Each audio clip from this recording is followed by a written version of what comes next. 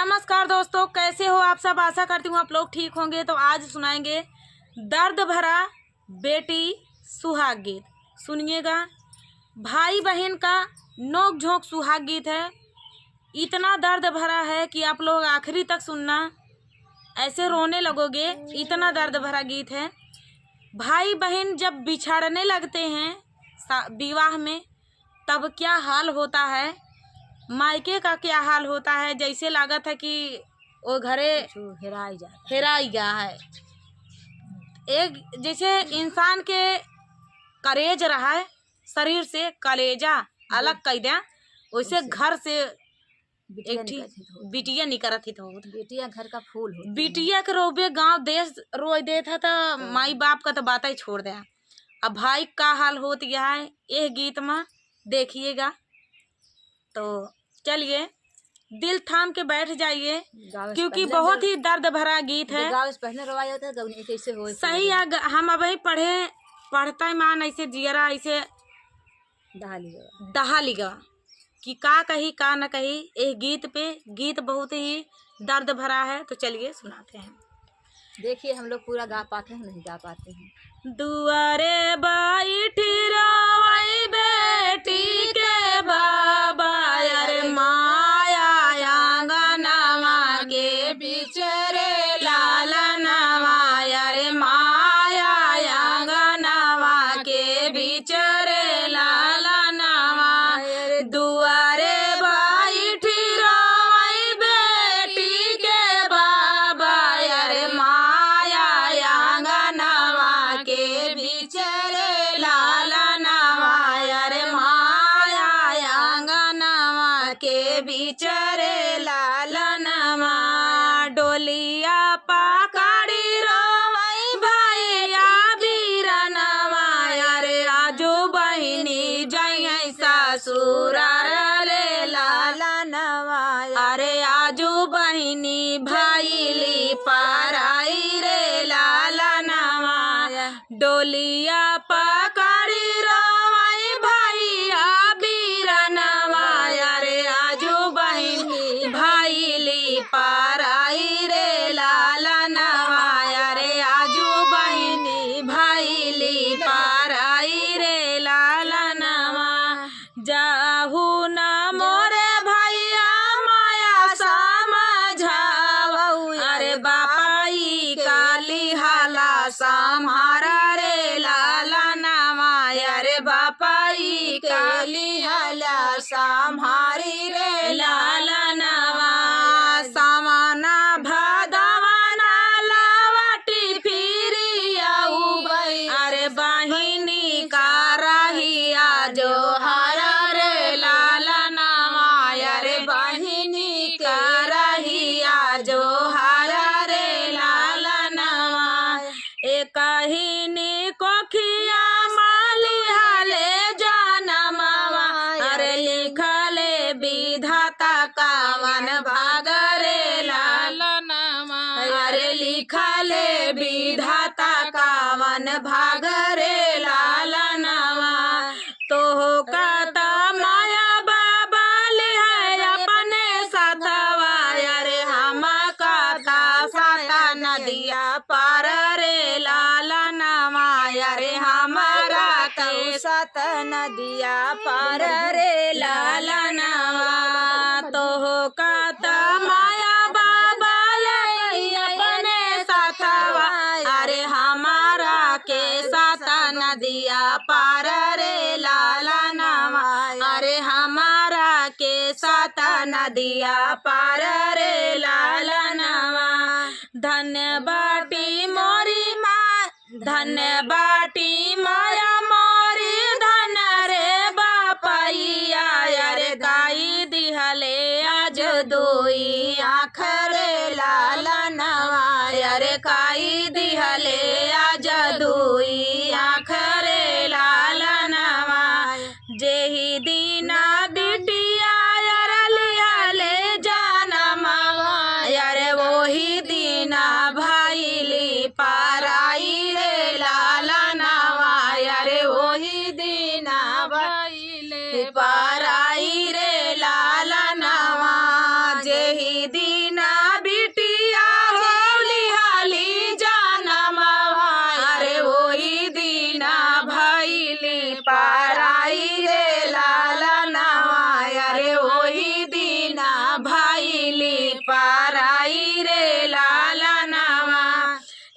बानी बचना जब सुना ले बीरनवा अरे माड़ाए में गिरई फफकारी रे लालनवा अरे माड़ाए में गिरई फफकारी रे लालनवा पानिया का छीटा दाई बोलवई उन कर बहिनी अरे होई गई विदाइया का जुन रे लालनवा अरे होई गई विदाइया के जुनी रे लालनवा।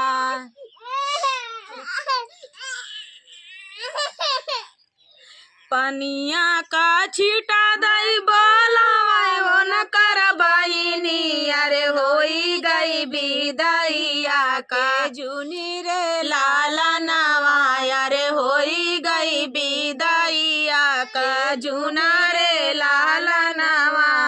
तू ही मोरी बहिनी अरे बहिनी से बहिनी अरे काई दिहलू घर सुन सन रे लालनवा अरे काई दिहलू घर सुन सन रे लालनवा। ससुरे के देसवा हो बुझै नैया अरे नैहरे माँ भाई आंधी रे लालनवा अरे नैहरे माँ भाई आंधी रे लालनवा। ससुरे के देसवा हो गुंजै नैया अरे नैहरे माँ भाई आंधी रे लालनवा अरे नैहरे माँ भाई आंधी रे लालनवा। बेटी के जब बेटी के जात अरे बाबा लाई है अरे बेटी के जात बाबा लाई है बातोइया अरे फिरा होई है घर गुला जार रे लालनवा अरे फिरी होई है घर गुला जार रे लालनवा। दुआरे बैठी रोई बेटी के बाबा अरे माया आंगनवा में ठाड़ी रे लालनवा अरे माया आंगनवा के ठाड़ी रे लालनवा। तो दोस्तों ये प्यारा सा गीत आप सभी को कैसा लगा? दर्द भरा गीत था। मुझे मेरी विदाई याद आ जाती है इसलिए बिटिया की विदाई हम पहले कहे रहे बिटिया की विदाई में गांव देश रो दे था। तो जौन बाप रहा थी महतारी रहा थी वो तो रोबे करी हैं। तो रातिन से बारात भले आई रहा था लेकिन जौन महतारी रहा थी उनका तो ये दुख रहा था कि हमार बिटिया बिहान चली जाई हैं तो का होए कैसे होए। चलिए तब तक के लिए नमस्कार। नमस्कार दोस्तों, कैसे हो आप सब? आशा करती हूँ आप लोग ठीक होंगे। तो आज सुनाएंगे आप सभी को सुहाग गीत। सुनिएगा और बताइएगा कैसा लगा। बहुत ही प्यारा सुहाग गीत है। तो मीरा है, मीरा के चैनल पे आप लोग सपोर्ट करें। माही मीरा भजन लोकगीत। तो आप लोग सुनिएगा और बताइएगा कैसा लगा। चलिए सुनाते हैं।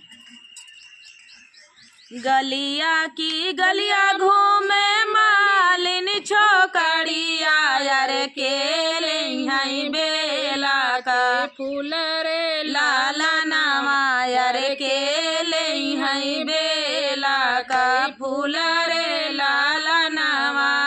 गलिया के गलिया घूमे मालिन छोकड़िया यार केले हई बेला का फूल रे लालनवा यार केले हई बेला का फूल रे लालनवा। घोड़ावा चढ़ला वही दुलाहे दुलरुआ यार हमाले बई बेला का फूल रे लालनवा यार हमाले बई बेला का फूल रे लालनवा। फूलावा जे लइके राजा घर काला बटले यार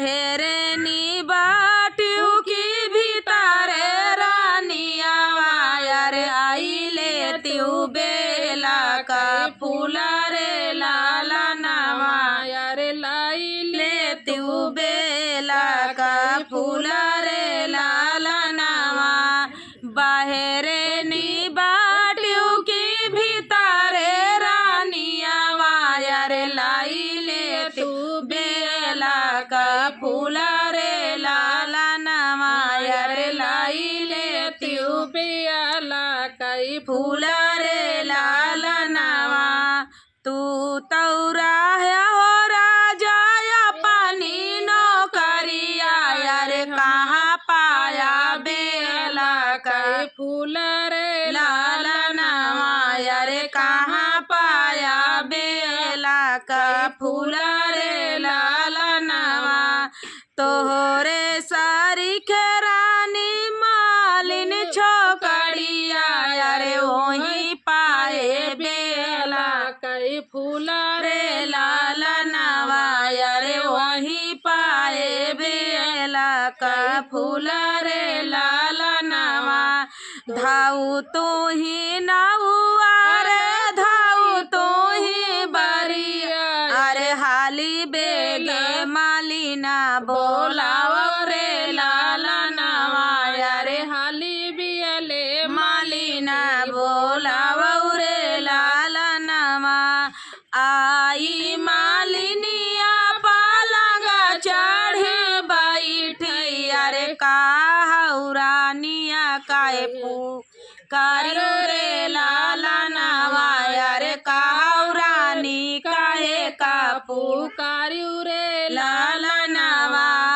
आई मालिनिया पालंगा चढ़े बैठी अरे काहुरानी काहे का पुकारियो रे लाला नावा यारे काहुरानी काहे का पुकारियो रे लाला नावा हमारे तौरा जरा है या पानी नौकरिया यार काई से ली हूँ बेला माई रे लाला नावा यार काई से ली हूँ बेला माई रे लाला नावा हमारे तारा जरा है या पानी नौकरिया अरे काई से ली हूँ बेला माई रे लाला नावा अरे काई से ली हूँ बेला माई रे लाला नावा हम तौरा है हो रानी अपनी फूलावरिया अरे रोकी रोकी ररिया मचावई रे लाला नावा अरे रोकी रोकी ररिया मचावई रे लाला नावा जब हम हो बई अपने बाबा कई दुलारी अरे मालिनी का दे बहनी सारी रे लाला नावा अरे मालिनी का दे बहनी सारी रे लाला नावा गलिया के गलिया घूमे मालिनी छोकड़िया अरे के ना नहीं है बेला का फूला रे लाला नावा अरे के ना नहीं है बेला कई फूला रे लाला नावा। तो दोस्तों ये प्यारा सा सुहाग गीत आप सभी को कैसा लगा कमेंट में बताना दोस्तों। मिलते हैं अगले वीडियो में, तब तक के लिए नमस्कार। यार यहाँ मीरा नमस्कार दोस्तों। मीरा तनी चतुर यहाँ तनी चतुर यहाँ की कहते नहीं नार समझावा चतुर हो गया बाला। अपना चतुर यहाँ बालमों चतुर करती यहाँ मीरा जैसी भौजाई जे काम मिल जाए जान ला नंदिन का भाग खुल गया खुद चतुर यहाँ नंदी को चतुर कह देंगे।